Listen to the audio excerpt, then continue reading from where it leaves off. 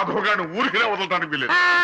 అబ్బా ఏమిటా నువ్వు ఓ పంచి మంచి పోట్లకి తుంచు, దాని ముక్కుల నిండా గుడ్డుగారం బాగా దట్టించి ఆ మాధవ్ గారి గొడ్ల మీద కొద్ది, దాంతో వాడు గొడ్లు చావాలి, ఆ గొడ్డుగాడు చావాలి. అది ఆ పంచి అలాగేనండి, అలాగే.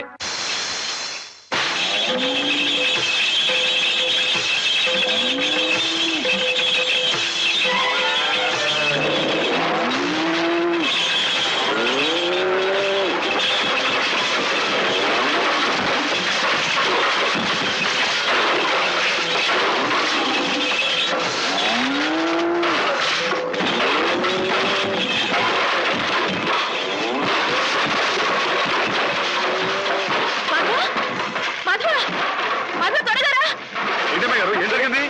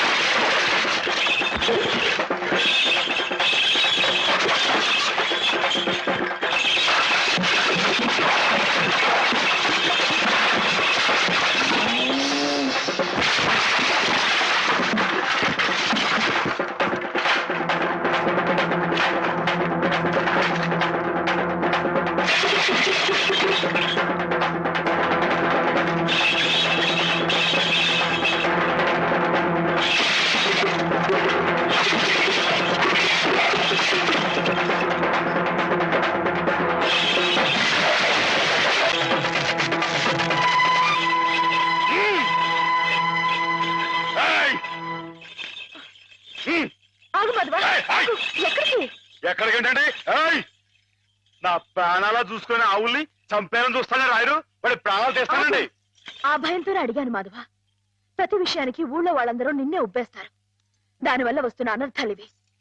వాళ్ళకి వాళ్ళు బాగానే ఉంటారు, మధ్యన అవస్థ పడేది నువ్వు. నా మాట విను మాధవ, జరిగింది మర్చిపో. అన్ని రోజులు మనవి కావు. కానీ ఈ రోజు నాదే అమ్మాయి గారు, తప్పుకోండి. ఆగమంటుంటే నువ్వు రాయుడి మీద చేసుకుంటే నా మీదొట్టు.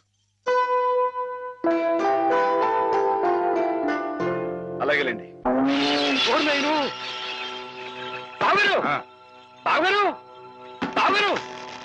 ఎద్దు ఎద్దు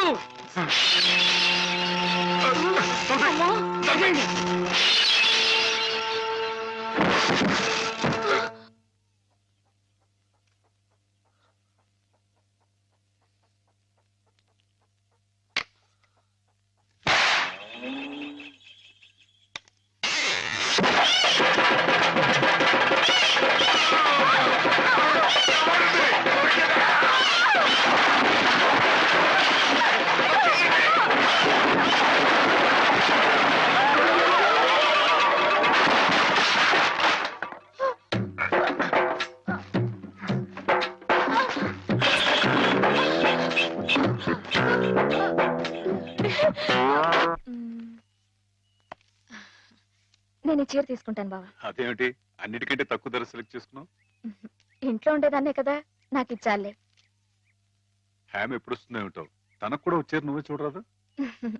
నాకేం తెలుస్తుంది బావా, హేమని కట్టుకోబోయేవాడివి, నువ్వే సెలెక్ట్ చేయి. నా సెలక్షన్ తనకు నచ్చుతుందో లేదో. నచ్చకపోతే ముక్కు పిండి కట్టించు. మీ ఆవిడ చేత ఆ మాత్రం కూడా చేయించలేవా? ఇది బాగుంటుంది. ఏమిటి బావా ఎప్పుడొచ్చా? ఇప్పుడే. అత్తయ్య పండక్కి చీరలు పంపించింది, నీకేది కావాలో తీసుకో. మరి నీకు? నేను తీసుకున్నాను. నాకు ఇది బాగుంది. నేను చెప్పలేదు హేమకి నా టేస్ట్ నచ్చదని. నువ్వే సెలెక్ట్ చేసావు బావా. ఏదోలే, నీకు అది నచ్చింది కదా, అది తీసుకో. అదేం కాదు, నీ సెలక్షన్ ఏదో అమ్మగారు, చెప్పాల్సిందే. ఎవడో?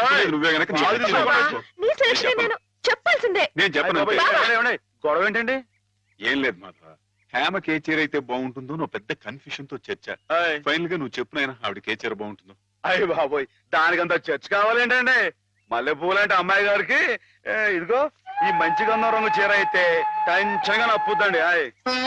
కరెక్ట్, హేమ సెలక్షన్ అదే. ఆ. ఇదిగోనయ్యా నేను రాంచిన నాటకం. ఇదిగా ఆ మాధవుడు ఉట్టి ఉబ్బులింగడు. వెళ్ళి వాడి కాళ్ళ మీద పడి కాకా పట్టడం కాదు, బాగా బాగా ఉదయి. దాంతో వాడి ఈ నాటకం ఆడడానికి ఒప్పుకుంటాడు. అప్పుడు స్టేజ్ మీద బాగా చిటకటని కళ్ళు చేతులు విరిచాయి. మనం ఆడుతున్న ఈ డ్రామా తెలియక చూసేవాళ్ళు ఇది నాటకమేనో సంబరపడిపోతారు. మన పని నెరవేరుతుంది. శంభో శంకర పాహిమాం పాహిమాం, మహాదేవదేవ పాహిమాం పాహిమాం. ఎవరది? సూర్య గారు మీరా? ఏమిటండి ఇది? సాటినట్లు మీరు మా కాళ్ళ మీద పట్టండి. మీ ముందు నేను నట్టుని కాదు, బోల్టుని కాదు, సూర్యుడు ముందు దిగుట్టి లాంటి వాడిని. ఎంత స్వామి, సింహం ముందు చిట్టెలికి లాంటి వాడిని, బంగారం ముందు ఇత్తడి లాంటి వాడిని. సరే ముందు కూర్చోండి. అయ్యో అపరాధం స్వామి. ఏమండి? తమరు కూర్చోండి. తమరు సాక్షాత్ శివస్వరూపులు. ఈ జిల్లాకే శివుడు, భారతదేశానికే శివుడు, అమెరికా కూడా తమరే శివులు. ఈ గుళ్ళల్లో ఉన్న శివులంతా నకిలీలు. తమరొక్కరే అసలైన శిశులైన పరమశివులు. తమరు అనుగ్రహిస్తానంటే నటుడిగా నాదో చిన్న కోరిక. భలేవరే, ఎవరు చెప్పండి?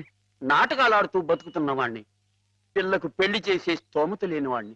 తమరు శివుడి వేషం వేస్తున్నారంటే చాలు, జనం తండోపతండాలుగా వస్తారు. టిక్కెట్లు బ్రహ్మాండంగా తిరుగుతాయి. డబ్బు వడగళ్ల వాళ్ళ కురుస్తుంది. ఎటు చూసినా జన సందోహం, ఎక్కడ చూసినా తమకు జేజేలు. ఆ రాబడితో కూతురు వివాహం జరిపించుకోవచ్చన్న స్వార్థంతో వచ్చాను మాధవ స్వామి. ఆడపిల్లకు పెళ్లి జరిపిస్తానంటే మా వంతు సహాయం మేము తప్పకుండా చేస్తాం సూర్యారావు గారు. ధన్యుణ్ణి స్వామి. శివుడి పాత్ర ప్రధానంగా పెట్టుకుని నేను నాటకం రాయించాను. అందులో నాదో చిన్న రాక్షసుడి పాత్ర. మొత్తం మీరే, అంతా శివమయం.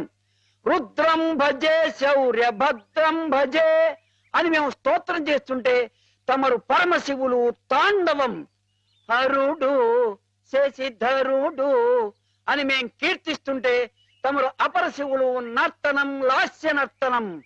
ఇలా పెద్ద పెద్ద సెట్టింగులతో, ఫైర్ వర్కులతో, వైర్ వర్కులతో అదిరిపోతుంది అనుకోండి. అదరగొట్టేస్తాం. మా పార్టీ మాకు వదిలేండి. కథ పార్టీ ఎవరు చెప్పండి. రాక్షసులు తపస్సు చేస్తారు, పరమశివుడు దర్శనమిస్తాడు. ఎవరి చేత చావు రాకుండా వరం కోరుకుంటారు. మరి శివుడు వరం ఇచ్చేశాడా? గోళా శంకరుడు కదండి, పాస్ చేసాడండి.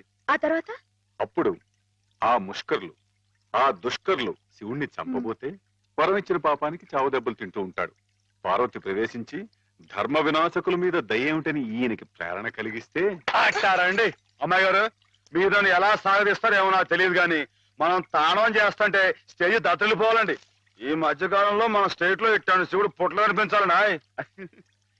హేమ నేర్పగలదు, నువ్వు నేర్చుకుంటావు. అది సరే గాని ఇలాంటిది ఎక్కడ ఏ పురాణంలో లేదే. లేకపోతే ఏమండి, ఇందులో మా గొప్ప నీతి ఉంది కదండి. మగాడు తొందరపడి తప్పు చేసిన ఆడది సరిదిద్ది మంచి చేయాలని. ఎప్పుడు నాయన ప్రదర్శన? మీరు ఎప్పుడు పాస్ చేస్తే అప్పుడేనండి. బాబా అసలు ఎలా మొదలవుతుంది? అరణ్యంలో రాక్షస బృందం శివుణ్ణి గురించి తపస్సు చేస్తూ ఉంటుంది.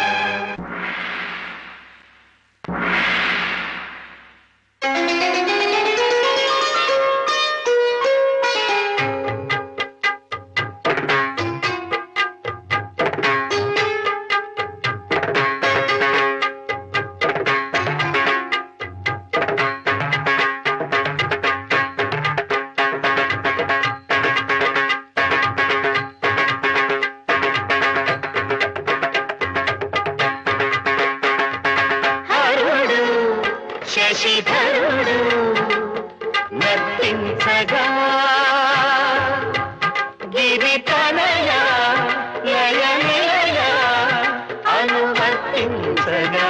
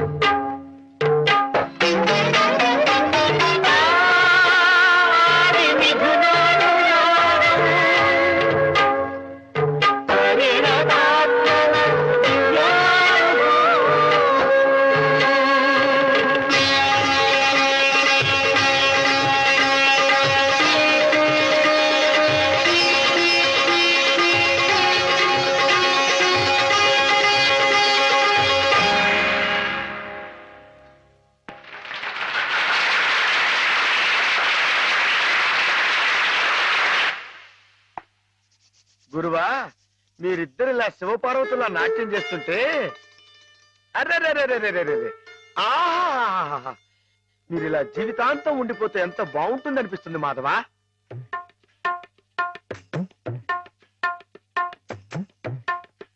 మాధవ ఏం చేస్తున్నావు అక్కడ? మేమిద్దరం పెళ్ళేట ఆడుకుంటున్నాం. పిల్లలు ఆడుకుంటున్నారా? నరితే కొట్టు వేదవా. నీ ఎంత వచ్చాయండి, మా ఎంత వచ్చాయండి. ఇంకోసారి ఇలాంటి ఆలోచన వచ్చిందంటే తాను వెళ్తేస్తాను, జాగ్రత్త. ఏమా మావాడి పెళ్ళం ఆయన శ్రీపతి, నువ్వు ఆడుకోపో. నన్ను తిడతారే? ఈ ఆట ఆడదాం రమ్మని హేమే పిలిచింది. ఏమా హేమకేమా అన్నా ఉంటే చమడాలు ఉంటాయి, జాగ్రత్త. పాలేరుని హేమని పేరు పెట్టి పిలుస్తావు. అమ్మాయి గారు అని అను. అను అమ్మాయి గారిని. అమ్మాయి గారు, అమ్మాయి గారు. మాధవ, హేమమ్మ విషయంలో నా కోరిక సబబుగా లేదా? మనకు అర్హత లేదురా. అసలు అలాంటి ఆలోచన